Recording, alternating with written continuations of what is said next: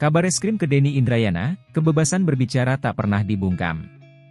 Kabareskrim Polri Komjen Agus Andrianto menanggapi mantan Wamenkumham Denny Indrayana yang menyinggung soal pembungkaman karena dilaporkan ke Bareskrim Polri buntut rumor Mahkamah Konstitusi, MK, akan memutuskan sistem pemilu coblos gambar partai atau proporsional tertutup.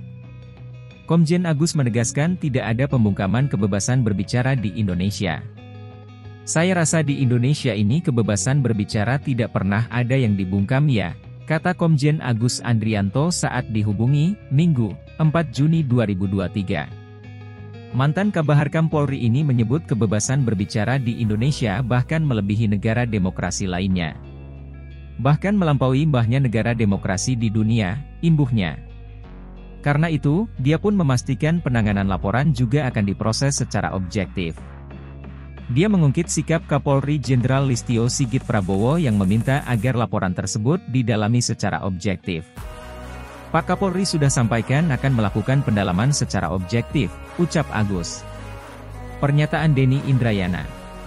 Denny Indrayana sebelumnya buka suara usai dilaporkan ke Bareskrim Polri terkait dugaan penyebaran hoaks soal rumor Mahkamah Konstitusi, MK, akan memutuskan sistem pemilu coblos gambar partai atau proporsional tertutup.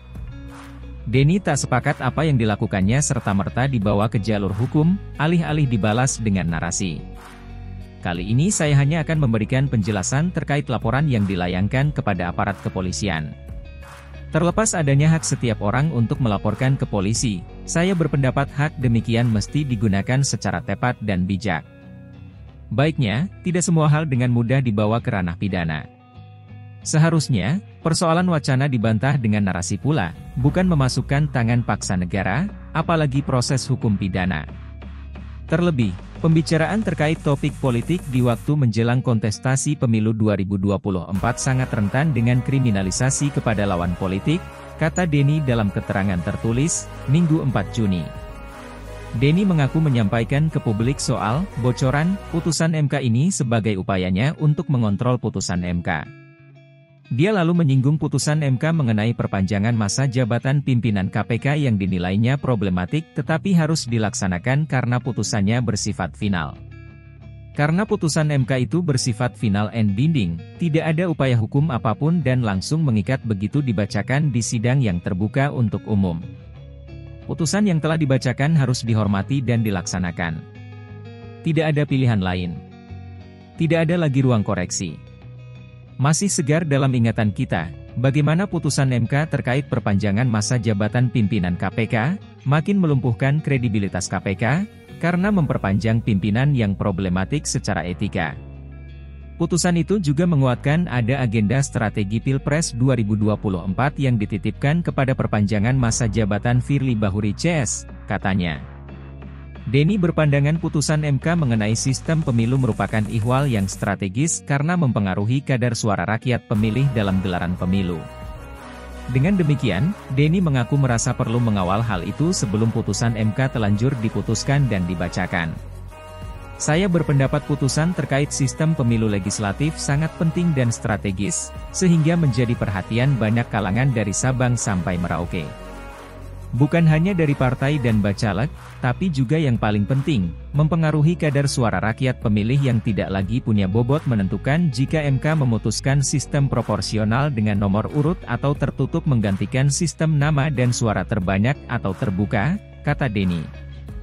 Karena sangat krusialnya putusan MK tersebut, dan tidak mungkin lagi ada koreksi setelah putusan dibacakan, maka pengawalan publik hanya mungkin dilakukan sebelum putusan dibacakan. Dengan mengungkap informasi kredibel bahwa MK berpotensi memutus sistem proporsional tertutup, saya mengundang khalayak luas untuk mencermati dan mengkritisi putusan yang akan dikeluarkan tersebut. Jangan sampai putusan terlanjur keluar dan membuat demokrasi kita kembali mundur ke sistem pemilu proporsional tertutup ala Orde Baru yang otoritarian dan koruptif, imbuhnya. Di sisi lain, Denny menilai sistem peradilan di RI belum ideal lantaran masih rawan intervensi kuasa dan mafia peradilan. Dia mengatakan pengawalannya terhadap perkara sistem pemilu ini menjadi strateginya dalam memperjuangkan keadilan. Saya berpendapat untuk sistem peradilan kita yang masih belum ideal, terutama karena masih rentannya intervensi kuasa dan masih maraknya praktik mafia peradilan, menyerahkan putusan pengadilan hanya pada proses di ruang sidang saja, tidaklah cukup. Untuk memperjuangkan keadilan, harus ada kontrol melalui kampanye publik, public campaign, dan kampanye media campaign. Itulah strategi yang selalu kami jalankan di Integrity Law Firm, karena argumentasi dan logika hukum semata, sayangnya tidak jarang dikalahkan oleh kekuatan logistik kekuasaan dan praktik mafia peradilan, ungkap Denny. Meski begitu, Denny mengatakan akan menghadapi proses hukum tersebut. Namun dia akan melawan dengan hak hukumnya apabila proses hukum terhadapnya menjadi kriminalisasi.